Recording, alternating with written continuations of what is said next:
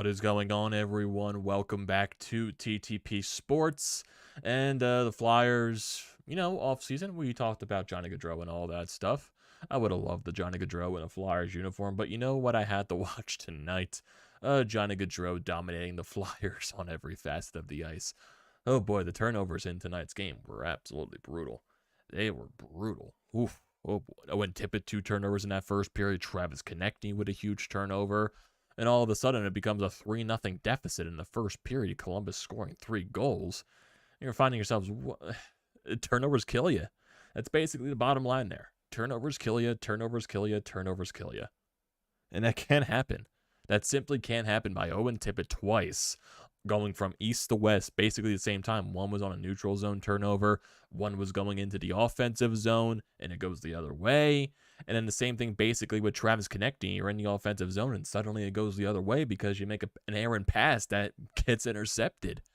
And then Carter Hart basically, maybe some of those goals that he allowed on those turnovers, maybe I would say the second one was a little weak on Zach Werenski. But overall, when your team is constantly giving away the puck and it's constantly going the other way, I can't really blame Hart there. And it's sadly to say that this is his first regulation loss this year. That's basically how great he has been the entire season. And he still made a lot of key saves later in this game as well. The Flyers still did show fight. I'll give credit to them as well.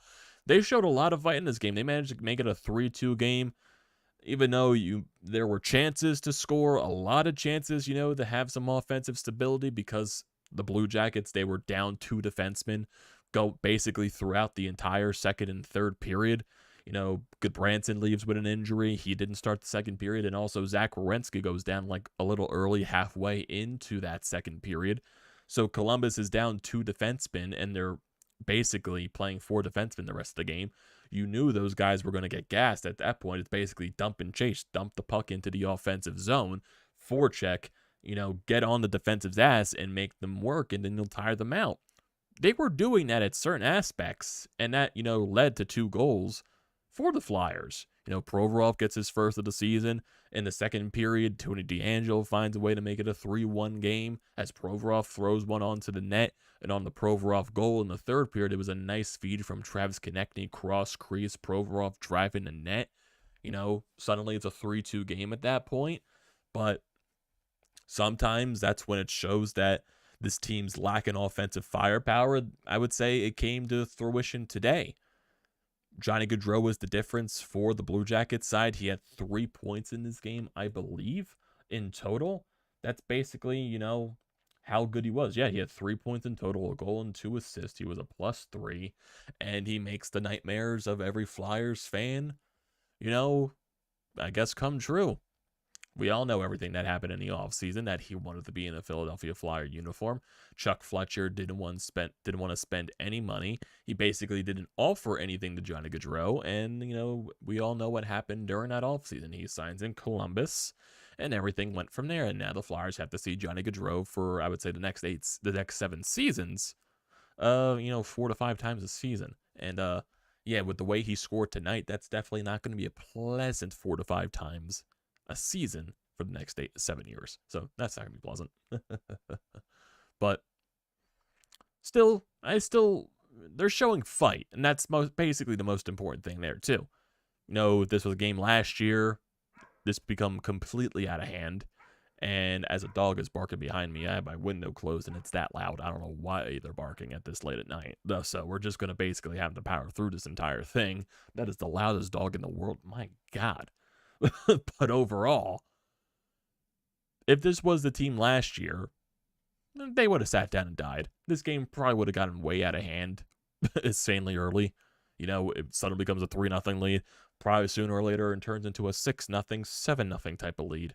Well, this Flyers team isn't the same team from last year. They're going to fight back. They clearly showed that in tonight's game.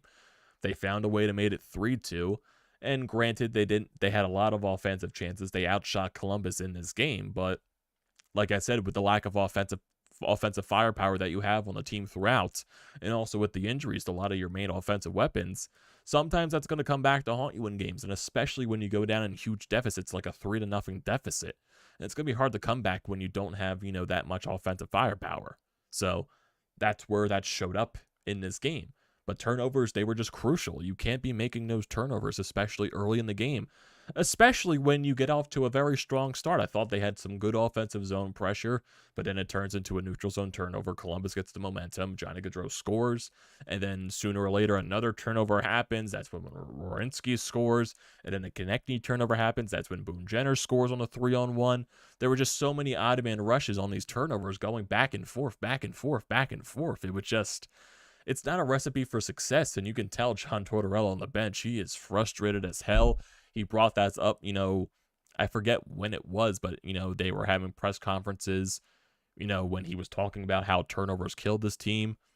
That's been one of the main problems with this team this year, but they've been having the goaltending to back it up. Sadly, Carter Hart wasn't able to back up, tonight. This is his first game. I think he was sick in the game on Tuesday. So he wasn't able to play that against St. Louis. He had the flu, come back today right off of the flu.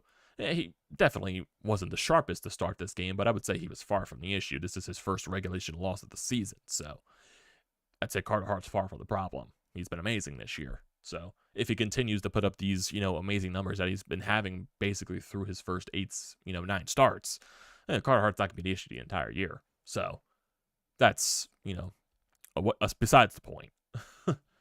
Just turnovers. Turnovers were the major issue. That's the bottom line in this game. And also, there weren't any penalties in this game.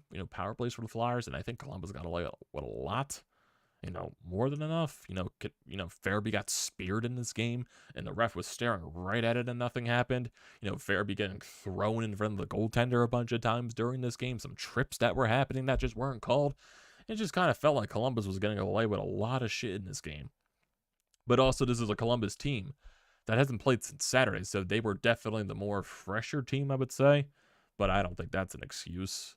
They were down 2 defensemen. They had 4 defensemen playing from the second and the third period. That should be, you have to come back in that game. You have to find a way to tie it. You have to find a way to force it into overtime. And sadly, that didn't happen. Columbus, you get an offensive zone face-off after a timeout. You lose that face-off, and instantly the puck goes right down the ice and into your empty net. And then sooner or later, another empty net scores. So that's what happened. This 3-0 deficit was a little too much to overcome for this team, and your turnovers killed you. When you go down early in this game, you see, Nick Delorier gets into that fight to try to spark something, but eventually Columbus scores again. So that didn't really spark anything there. But, there was some 4-on-4 action in this game. There was definitely a lot of moments where you could have scored. Tippett had some nice shots in this game as well, after all the brutal turnovers that he had. He had a brutal first period.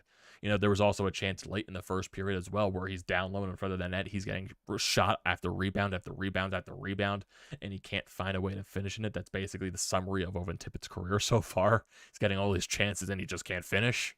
So, yeah, it was just an ugly game. That's bottom line because of that. Ugly game. You're going to have those, and you just got to bounce back and move forward.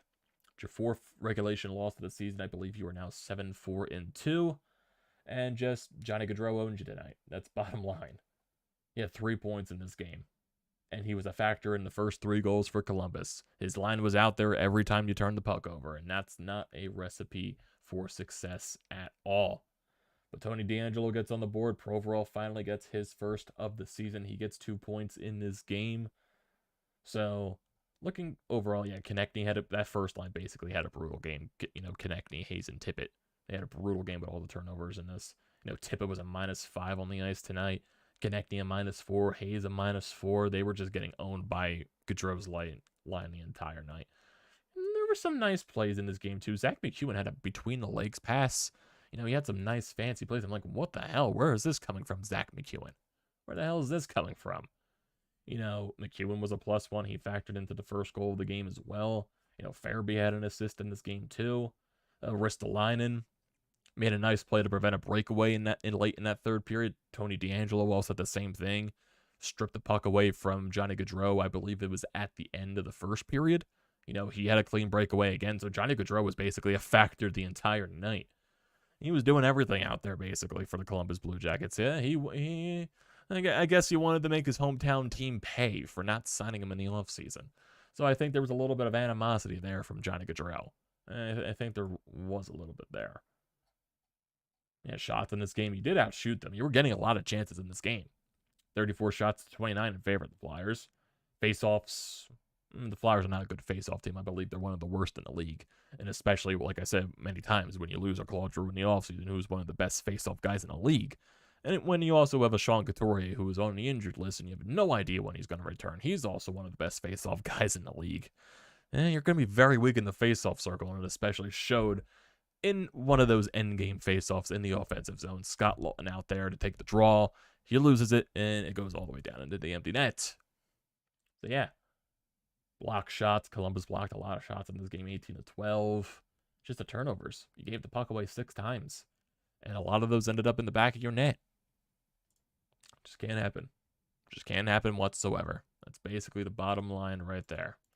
I want to see if there's anything from John Tortorella after this game. I know he's going to probably very pissed. Definitely, he showed some frustration on the bench. I believe it was after the second or the third goal. I believe it was one of those goals where he was just insanely mad. But yeah, overall today, not a good day for Philadelphia. Not a good day. Sixers had a very ugly loss to the Hawks. They couldn't score. At least the Flyers showed more fight tonight. The Sixers barely did. Like they made it a close game during the, before the game ended, but they weren't hitting their shots all night. So it wasn't a good day for Philadelphia. Not today. Definitely not today. It hasn't been a good time for Philadelphia in a little bit. Basically, ever since the Phillies lost the World Series, really the only bright spot right now is the Eagles. I would say the Flyers are still a bright spot just because no one expected them to have the record they have right now. So they're playing a little bit above expectations, definitely, or way above expectations, I should say. But overall today, not a good day for Philadelphia. Not a good day. And in terms of the Sixers recap, the game was brutal in my opinion. I might not even recap it. I'll save it for another day. So, yeah, that's basically the bottom line right there. Turnovers killed you tonight, and you weren't able to come back from 3-0. The lack of offensive firepower showed that in this game. So, yeah. Really nothing else to talk about here. If you want to look at the record, like I said, Flyers are 7-4-2 now. And in terms of the standings for the Flyers, I would assume they're still around the same spot. It's a little too early to talk about standing stuff right now. 16 points on the year. They're 5th in the Metropolitan Division. Yeah, it's way too early to even talk about this stuff. So if we look at the schedule right now, so after this game against Columbus, you got a back-to-back at home against Ottawa and Dallas on Saturday and Sunday. So Claude Giroux makes his return to Philadelphia this Saturday with the Senators. So that's definitely going to be an emotional afternoon there. And then after this 2 games at home, you play Columbus again next Tuesday in Columbus. That's weird. And then you play Boston. Then you play Montreal, Calgary, Washington, Pittsburgh, Islanders twice in a row. So still a lot of hockey left to be played. Just an ugly loss, even though you did show fight in this game. Turnovers were brutal. But bounce back the next game. That's basically all you can do from there. So that's going to do it for tonight, everyone. Let's see.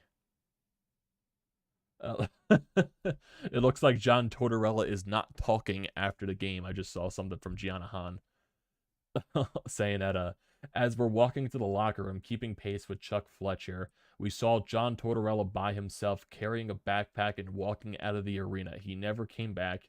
We will not be talking to him after the game. We get Bradshaw instead. Oh boy.